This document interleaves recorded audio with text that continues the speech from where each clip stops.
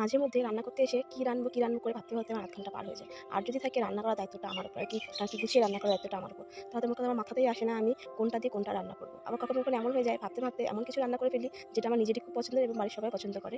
তো এমনটা হয় যে কিছুই খুঁজে পাচ্ছি না। আবার এমন কিছু রান্না করে ফেললাম যে না আর মাছ মাংসের দরকার নেই। এটাই বেশ ভালো খেলাম। খুব তৃপ্তি পেলাম এরকম একটা। তো তেমনই দেখো ঘরে ছিল কিছু টমেটো আর আলু। যেহেতু আলু সিদ্ধ দিই আর টমেটো ভাজা করি। আমি ছোটবেলা থেকে টমেটো ভাজাটা ভীষণই পছন্দ করি গরম ভাতে। একটু টকটক লাগে, খুব ভালো লাগে। আর আলু সেদ্ধ তো ভালো লাগেই সবারই। আমার কেন কম বেশি সবাই আলু সেদ্ধ খেতে পছন্দ করে সকালবেলা। আর সকালবেলা কিন্তু বেশি একটা মাছ মাংস সবার ক্ষেত্রে খুব কমই হয়। আমাদের বাড়িতে খুব কম হয়। খুব জোর হলে হয়তো একটু ডিম সেদ্ধ দিলাম বা একটু ডিম ভাজা করলাম এই যা। তো এরকম। তো তেমনই আমি আজকে একটু টমেটো কেটে নিলাম। ওই যে দেখলাম যে টমেটোগুলো দিদি কাটে রাত্রেবেলা এনে দিয়েছিল। তো টমেটো আরকি কাটলাম আর কাঁচা লঙ্কা কেটে নিয়েছিলাম সাথে। শুকনো লঙ্কা আর সর্ষে ফোড়ন দিয়ে ভাজা করছি। আর এই টমেটো ভাজাটা বাড়ির সবাই খুব ভালোবেসেছে খেতে। খুব পছন্দ করেছে আর অল্প একটু তো বেশ অল্প নিয়ে খুব ভালো লেগেছে খেতে। তারপর আমার মাথায় আসলো যে আর কি করা যায়। তাই ভাবলাম একটা আলু আরকি এরকম ঝিরিঝিরি করে কেটে নিই। আলু দিয়ে আর কি বলে বেসন দিয়ে পেঁয়াজ দিয়ে একটা চপ মতন করি আরকি বড়া আরকি আলুর বড়া এরকম আরকি।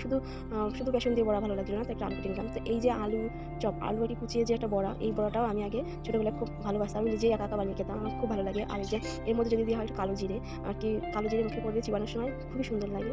ভীষণ ভালো লাগে। তো দেখো কে এরকম আমার মতো এরকম আলু আর কুচিয়ে বড়া করতে ভালোবাসো, একটু বড়া খেতে ভালোবাসো, কমেন্ট করে জানাবে, ঠিক আছে? তো দেখো আমি সুন্দর করে সবকিছু দিয়ে মেখে নিলাম। আবার এতে আবার রসুনও দিয়েছিলাম।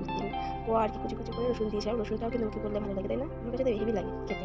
তো গরম ভাতেও ভালো লাগে আবার শুধুও ভালো লাগে। বিশেষ করে গরম ভাতে যদি খাই আরকি ভাত দিয়ে যদি এই বড়াগুলো খাই তো আমার সঙ্গে খেতে হবে। বড়া যদি নরম হয়ে যায় আমার কাছে একদমই ভালো লাগে না।